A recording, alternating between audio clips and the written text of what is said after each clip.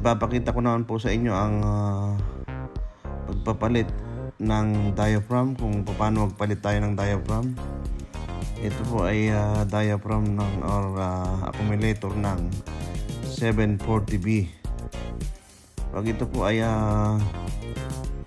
mahina ang preno o delay ang preno, maaaring ito po ang problema or butas na yung diaphragm or yung accumulator. Ito po kasi ang isa sa nagko-control ng pressure o humahawak doon sa pressure, na para kahit na mamatay ang makina, meron pa rin siyang pressure palagi. Ayan ho, ganyan lang po ang pagtatanggal. Tanggalin nyo lang yung pinaka nut at lock. Ayan, dali lang siya. Ayan lang, medyo kailangan ng dukutan. At maliit lang yung butas kasi niya. Tsaka kailangan alam mo yung technique kung paano mo palalabasin yung diaphragm. Ayan o. Ayan, butas na o itong diaphragm na to, kaya ang preno nito ay delay. Magsisignal naman siya sa loob pag mahina yung pressure. At yan nga, ipinahugasan natin mabuti para walang oil doon sa labas. Yung loob isasapak mo natin okay. Yung bagong diaphragm para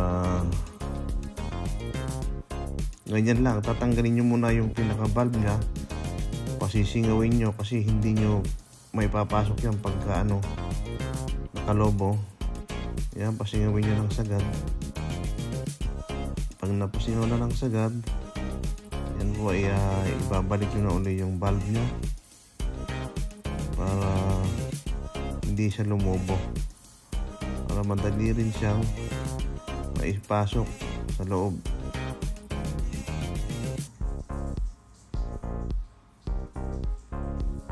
Siguraduhin nyo lang po na mahigpit ang valve para hindi na makasingaw at hindi makalobo siya. Ayan, at ipapasok ko na nga.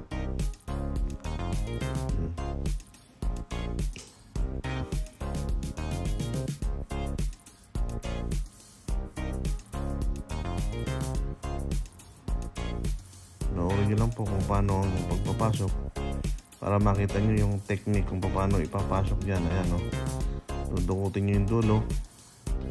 Ayan, kailangan magaling kayong dumukot dahil maliit lang yung butas. Ganyan lang po ang pagpapalit ng diaphragm. Yung problema pagka sira na yan ay delay ang preno or delay ang kapit. Kaya importante itong diaphragm or accumulator. Isa sa naghahawak ng or nagko-control para lumakas yung preno niya.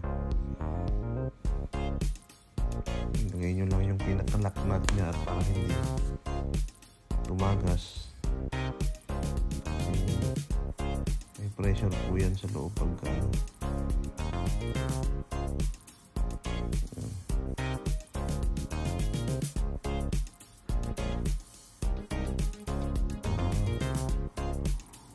yan nga, ipapasok ko na yung pinaka lock niya sa loob. Kailangan, ayan, kaya ipipiyutin nyo muna. Ayan, ganyan ang ayos niya sa loob pag ipinasok na ganyan para ma-lock siya ganyan. Pero uunahin nyo muna itong lock na ito, itutupin nyo ng ganyan. Yan, itutupin nyo, itutupi, iayos nyo sa loob, and then ipasok nyo yung pinaka tubo nya para mailagay yung lock. Pasok nyo sa loob. Ayan,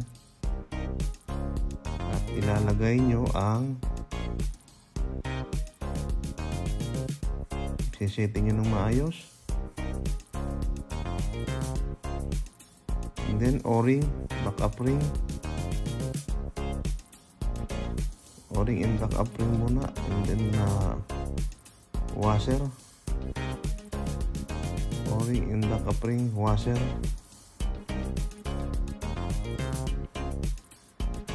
Para walang tagas, huwag niyong kalimutang palitan ng o-ring para wala siyang tagas.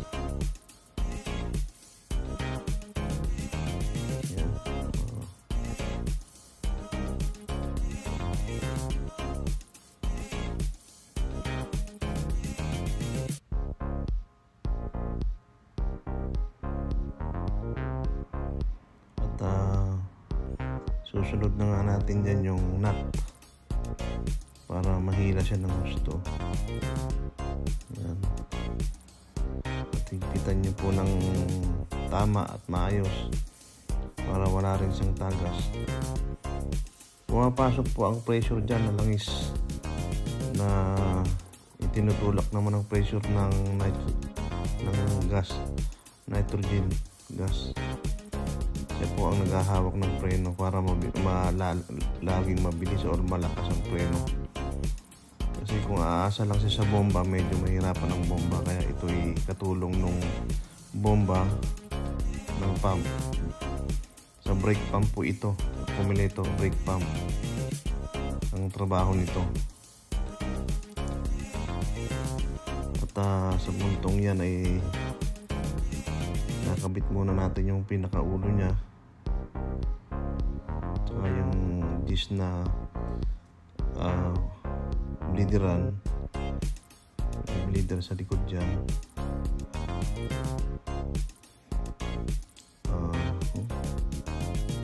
Panoorin nyo lang guys, panoorin nyo lang mga idol. Ayan na nga, ikakabit natin yung head nya. Diyan ilalagay yung connector ng hydraulic pressure para magkasama sila.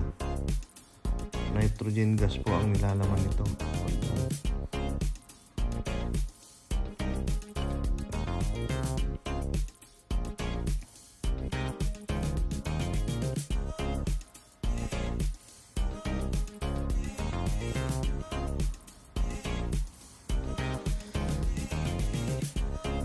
Ayan, magpapalagyan na natin ng gas ng nitrogen para yan naman po kung papaano maglagay ng nitro. Ilalagay nyo muna yan, yung lock nya, higpitan ng maayos.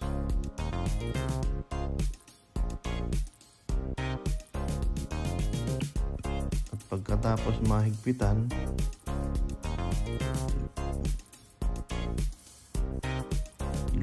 higpitan mo din tong pinaka lock sa ibabaw at pabuksan mo yung nasa tangke. Bubuksan po yung nasa tangke para makapasok yung pressure nya. 80 lang po ang pressure nito. Ayan po, makikita nyo naman po kung ilan talaga andyan po. Nakatutok naman yung camera. Ayan, 50, 60, 70, 80. Kailangan sakto po o kahit kumunti lang ay sumobra ng konti kasi pagtanggal sisingaw din siya. Ganyan lamang po ang pagpapalit ng diaphragm ng brake accumulator. Ulitin ko po, ang naging problema nito ay delay ang preno nya. Pagtapak mo delay mga isa kalahating di pa bago siya kumapit. At yun lamang po, marami pong salamat. Thank you for watching. Don't forget to subscribe my YouTube channel and my page or Manoy Garage TV. Marami pong salamat. Sana po dumami na tayo ng dumami.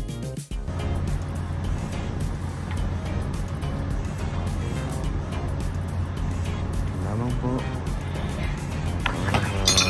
mga idol. Ha?